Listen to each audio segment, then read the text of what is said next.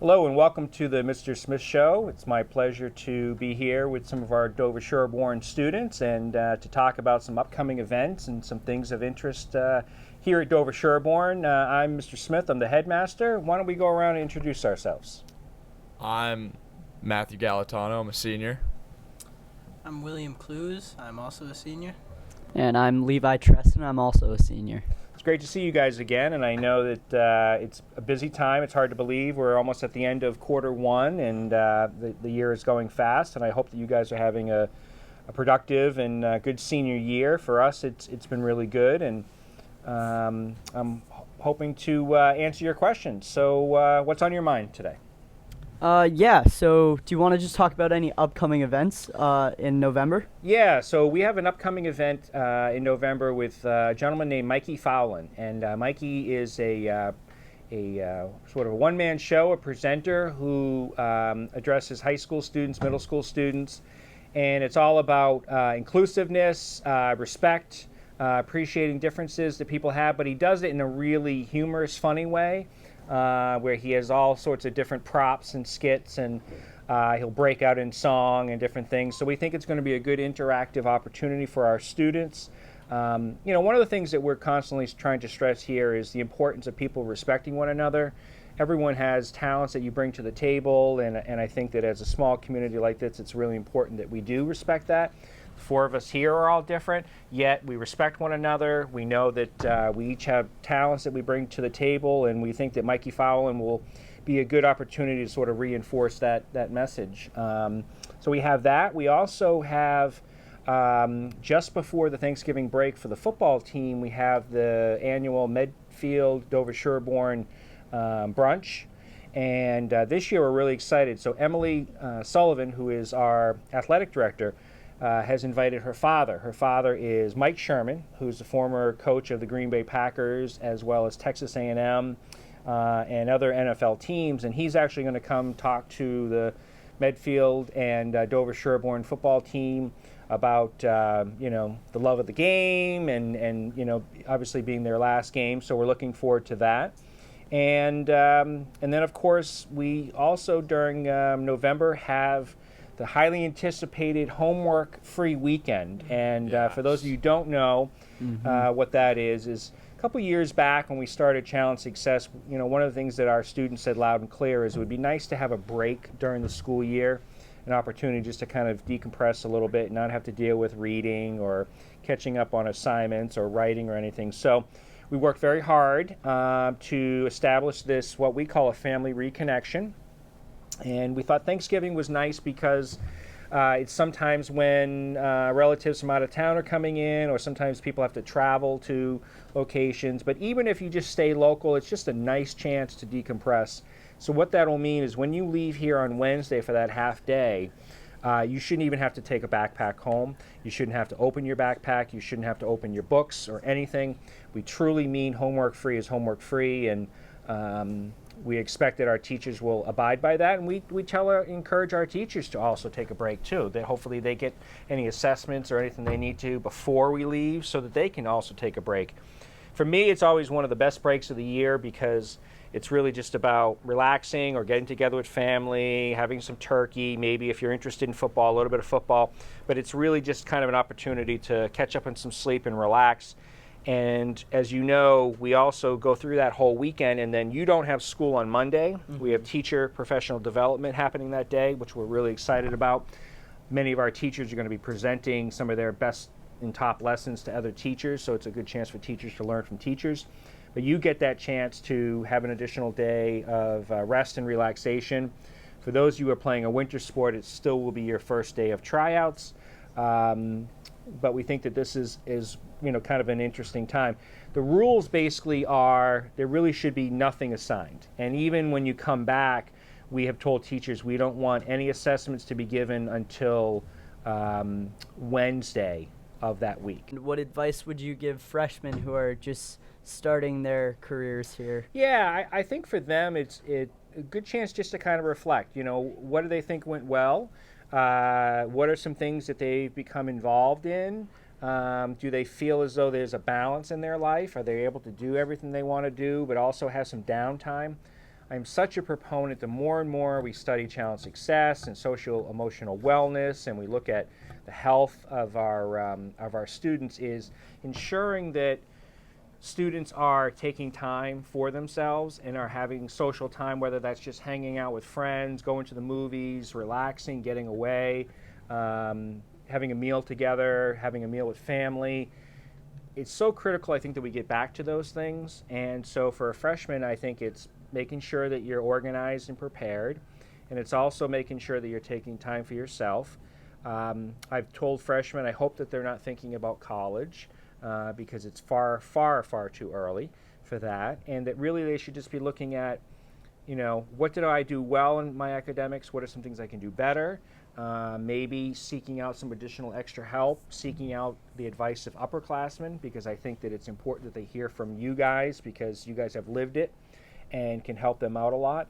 And ultimately, it's hopefully that they enjoy the experience of being a student. As we all know, in work lives and everything, not every day is always fun all the time, but there should be something that you come to school and you enjoy, whether that's a club, a class, a sport, peer groups, break, whatever. There should be something that interests you when you come here to school to say, yeah, that'll be cool today. We're going to be doing that. I'm looking forward to that. So for freshmen, they should make sure they find something that's going to give them some joy. And I've definitely noticed that hazing hasn't been much of a problem, with our grades. I feel like especially because my sister is going to Norfolk Aggie instead of DSHS. Yeah. But her friends are still going, so they're all freshmen, and I help them through their, day-to-day school life. I just tell them not to buy the school pizza, School pizza's good, Billy. Some might like it, but some might not like it. No, Billy, I agree with you. I think that we have a responsibility here. We're a small school. We do need to stick together. There's no reason that we should have separations based on grades or, you're a freshman, you're a senior. We need each other. And we're involved in a lot of activities together, whether it's clubs or sports, classes in some cases. And granted, as you become a senior, we give you more privileges and more freedoms because we think that the freshmen still need more structure. But that being said, the greatest asset would be our upperclassmen treating our underclassmen with respect and knowledge, because that can make those kids have a better experience. Talking about the freshmen, now talking about us, the seniors, what advice might you have for, us finishing the first term, applications? Yeah. A lot of them are due Friday. Yep. So it's interesting. I just put out something today to the parents and guardians through the email blast, and it's an article that was forwarded to me by Challenge Success, and it talks about some of the misleading information around college rankings, like what makes this a top college, what makes that a top college. This college is better than that college, and what I'm trying to remind our parents is, yes, we understand that applying to schools can be stressful. But on the other hand, it should also be looked upon as kind of an exciting time. You're thinking about, wow, where will I be? If I'm going to take a gap year, where am I going to travel? If I'm going to pursue some sort of career, what am I going to do? Maybe my first apartment, or if I'm going off to college, am I going to live in the dorm? So there's just a lot of opportunity as well. And I truly, truly, truly am a believer in fit over rankings. So it's got to be the right fit for you. So for what school might be the best fit for me, might not be for you, but we're all going to great schools. And ultimately, in the end, it's what you make of your experience there, because all colleges and universities today have great experiences. All of them have travel opportunities. All of them have inquiry-based and clubs and lots of different programming that you can do. So for seniors, what I tell you is try to keep it in perspective that if it doesn't work, that the school you thought was your top choice, it doesn't work, that is not the end of the world. And that there will be a new door that will open, and that ultimately you'll find your place where you're most comfortable, and you'll find the school that's going to be meaningful for you, that you can thrive in and be comfortable in. Because sometimes I think people say, oh, it would be great if I could go to Harvard. Well, what if that's a school that you maybe don't care for that environment, or you wouldn't be comfortable there, or you don't want to stay in New England? Or so for everybody, it's different. There are a ton of great schools right here in New England, but there are a ton of great schools across the country, and I highly encourage kids to look beyond our borders. I think it's great because I think there are so many schools out there for people, and you can immerse yourself in a different culture. You know, if you go to the South, you can learn more about Southern traditions and people there, or if you go out to the far West, California or Colorado or wherever. And so as a result of that, you can kind of find and forge your own path. So it doesn't have to be the path that your brother or sister forged. It can be your path, and that's really what it should be. I encourage that. I think some students are able to do that. I think for some it's hard because there's still that inherent pressure, and I'm not naive to think there's not pressure. I get it. But I can tell you, as somebody who's gone through it, not only myself, but somebody who's gone through it with my own children, it will work out. It will work out, regardless of what it is you want to do. And I feel like you will be well prepared leaving here. We obviously have an incredibly talented and smart student body, and that people will go on and do great things. So, you know, it's a new chapter. It's exciting, more so than it should be stressful. Yet, the process of getting there can be cumbersome. Yet, it'll be all worth it. It'll be worth it. And I've heard of a new problem with first-year students going into college, mainly not with the students or the college, but where it's located. Some towns and cities near or that have colleges have people coming from all around the world and the country, and they're worried about the voter registration influx and how that'll affect their communities. Sure. Like their voting count, like the popular vote. Right. Do you think that will affect how students think, like how they'll think about moving farther away from home rather than staying in the state that they're registered to vote? Yeah, it's a good point. I think for some, maybe that could impact. I think for others, you know, regardless of where they go, they may go through an absentee ballot and, you know, may just continue to vote as they have been. I think the key is, regardless of where you fall on the political spectrum, be an active participant. Take advantage of your opportunity to vote. I mean, I think that is just one of the greatest privileges we have, is the fact that you can vote and you can express your opinion. And you might think, oh, it doesn't matter.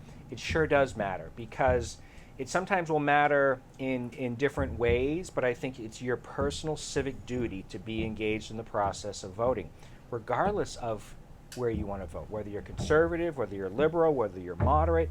To me, that's irrelevant. What's important is that you're informed, you make an informed decision, and that you do participate. Because too many times, if we have a community that is apathetic towards that and voter turnout is low, then I feel like, well, wait a minute. If we're concerned about things but we're not voting, we're wasting our opportunities, right? So regardless of how it plays out. But Billy, I do think that it could play a role in that, but I think that as long as people are engaged in the process, that's one of the things I think about colleges that are actually really positive, is there does tend to be more political activism on college campuses. Or even diversity. And more diversity for opinions, absolutely. So that can be another part of the learning experience well beyond the classroom. Yep, absolutely. Yeah. Now, Mr. Smith, I know you love our school a lot, but I do. I also know that you love college football. I am a college football junkie, yes. So we have a weekly sports program in this class, and Levi's a part of it, the round table. Hoping to get an invite one of these days. Yeah. I mean, I think they'll gladly have you on. Yeah, that'd be a great show. That would College be football fun. special. Like, what are your thoughts so far on the season, and do you have any predictions? Yeah, we're still So it's getting there. very, very interesting. I do listen to a college football show sometimes on my way home, and I love the pageantry and the history, and I think that's why I love the college football scene so much, is the traditions that they have and the rivalries in the past and all of that, and the pride that people have in their universities. But I think some of the traditional powers that we see will still remain. I think that we're going to see Alabama and Clemson there. I think LSU is a very intriguing story this year. I think that they are poised to make a real run. In 2 weeks, we're going to have the Game of the Century Part 4. But I also think you've got a couple other teams. Georgia may still be in the hunt for it. Oklahoma may not be out of it, although they suffered a pretty tough loss, a shocking loss last week. Right now, it appears to be some of the bigger teams, the Alabamas and the Clemsons and the Ohio States. I wouldn't be surprised if one of them slipped up, and that could sort of change things around. But what's exciting about it is each week you don't really truly know. You think you know on paper that this team should be much better than that team, but ultimately they have to play the game. And as coaches always say, what matters is what happens on the field, not people who are talking about the game, but rather what really happens. So my gut is telling me we are going to have a new national champion this year. It will not be Clemson. Okay. I do not think it will be Clemson. I think Clemson will make the playoff. I think LSU or Ohio State. Really? Right now would be two of my tops. They're a little bit, they're always pretty good, but I just think they might have the right combination of offense and defense, and a little bit of luck goes into sports too. Definitely. But what's fun about it is it's a game, and you put in perspective. But it's a lot of fun, and in some places there are 100,000 people at the stadium, and there's another 2 to 3 million watching on TV, and it's a way that they show pride in their schools. Yep. Now I know you went to West Virginia this year to go watch I a did, game. yeah. I saw a game down in West Virginia, and that was a lot of fun. And what I was saying to Levi earlier is it's not only fun for the game, but it's also fun meeting different people from different parts of the country, and you realize you have a lot more in common than you think. Absolutely. I think that there's a stereotype that West Virginia is kind of remote, and it's maybe not as progressive, and on, and their political views may be different on some things. However, in Morgantown, it was a typical college town like any other big university. You could have been anywhere, and there was that same passion and that interest, and lots of people coming back who were in professional jobs, coming back for the weekend as alumni to see the contest. So every year I do try to take a trip, and for me, it's part of it is seeing people from different parts of the country, which I find fascinating, and from time to time, there's some really good football being played too. Yeah. What else? Anything else that you guys can think of, or we pretty much kind of covered the events of the day? I think we pretty much covered everything for this week. All right. Well, I hope that if you guys do some trick-or-treating, that you behave yourselves and that you share your candy with younger siblings if you do go out. Definitely. And that you say thank you to people at the behind their doors. And if I don't see you again on television, I hope that you all have a wonderful Thanksgiving break, free of any academic work, and an opportunity just to rest and relax. Seniors, I wish you good luck in making decisions for next year. Thank you. But also remember to stop and smell the roses, enjoy your senior year, and enjoy the opportunities that are presented in your senior year, and continue to come together as a class. You guys are a great group of people. And I think that this can really, truly be a memorable year for all of you. So best wishes. Thank you. Thank you.